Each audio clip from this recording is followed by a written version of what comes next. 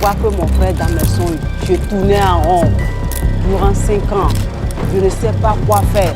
En tout cas, moi, j'ai demandé que la justice soit faite. Merci Dieu.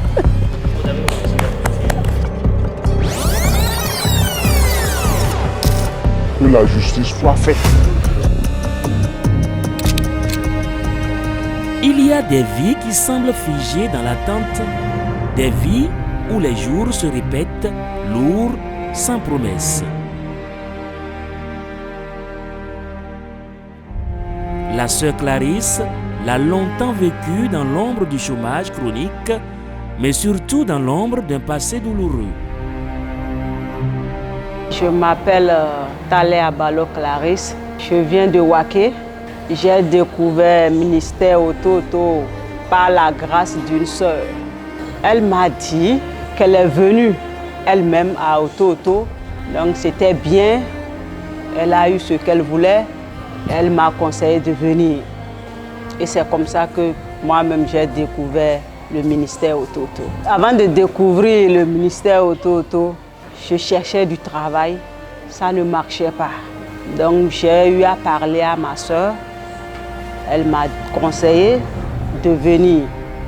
Par la grâce de Dieu, j'aurai mon travail. Et c'est comme ça que je suis venue. Et après, j'ai découvert que c'est un bon ministère. Et puis c'est comme ça que j'ai commencé par venir.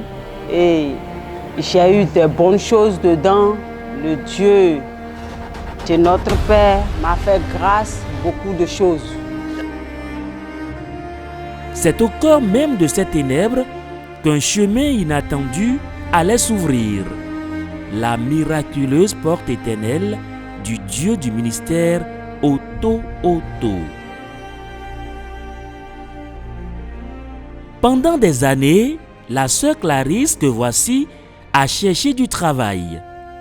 Des CV envoyés sans réponse, des entretiens sans lendemain, des refus qui finissaient par entamer l'estime de sa propre identité.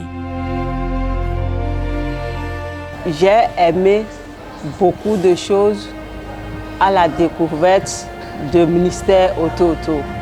Mon témoignage est que je cherchais le travail partout où je vais. Je dépose mes dossiers. Je suis un agent commercial de la pharmacie. Je dépose mes dossiers. Quand on m'appelle pour l'entretien, je vais, on fait l'entretien. Après l'entretien, je rentre. On me dit, bon, reviens demain pour commencer le travail. Maintenant, la nuit, je vois que mon frère dans mes songes, il vient avec une colère intense. Le lendemain, là où je suis allée pour faire l'entretien, il m'appelle, il dit non, il faut laisser, on ne veut plus d'un agent. Donc c'est comme ça, je tournais en rond durant 5 ans. Je ne sais pas quoi faire. Partout où je passe, c'est son visage que je vois. Partout, dans tout ce que j'entreprends, c'est lui que je vois. Donc j'étais tellement fatiguée que je suis là, je demandais chaque jour que le Dieu de mon Père m'aide. Et par la grâce de Dieu, le Dieu de mon Père a répondu à mes prières. Il a exaucé à mes prières. Et c'est comme ça que l'homme fort est tombé. Les signes que j'ai eus avant de savoir que c'est l'homme fort qui est tombé, je le vois tout le temps dans mes songes. C'est lui uniquement. Donc je prie chaque soir. Je dis, si c'est vraiment lui, ou soit si c'est quelqu'un d'autre, que le Dieu de mon Père fasse justice, qu'il juge, parce que c'est lui seul qui connaît la personne qui est derrière tout ça. Parce que le sorcier a plusieurs visages. Donc je ne sais pas au juste c'est qui. Si c'est lui, que le Dieu de mon Père juge.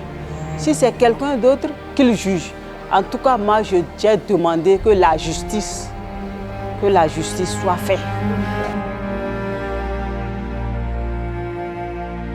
Quand la nuit accouche de la lumière, le témoignage de la sœur Clarisse nous rappelle une vérité essentielle.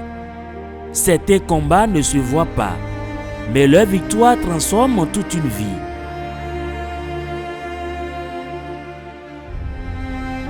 Actuellement, je suis à l'aise. Je sens qu'il y a un poids qui m'a quitté actuellement.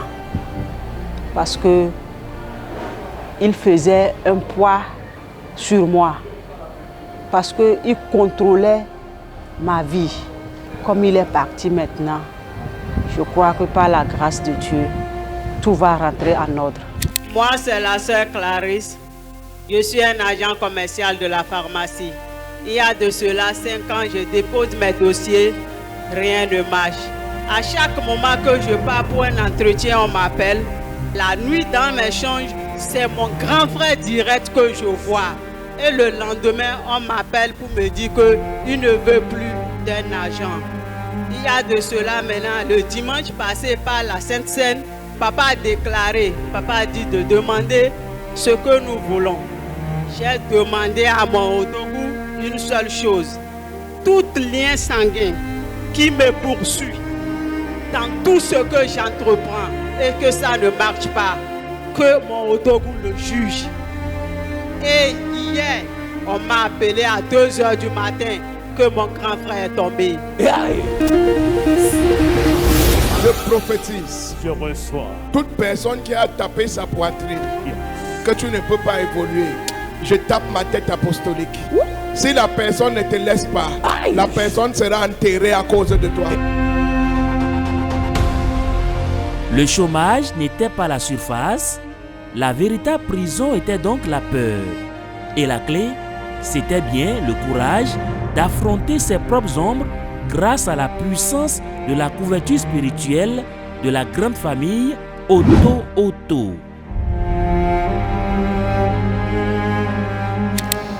Je dirais que les mots me manquent pour le remercier.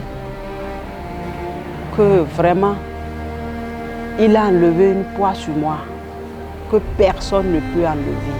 C'est ça, je dirais, que je le remercie infiniment pour tout ce qu'il a fait dans ma vie. Et je demande au bien-être de venir, tous ceux qui ne connaissent pas le Dieu Oto-Oto, de venir le connaître, qui ne vont pas regretter. Je demanderai que Dieu donne à nos parents spirituels de longue vie, de les bénir abondamment pour qu'ils puissent nous aider dans toutes choses. Que Dieu les donne de longue vie.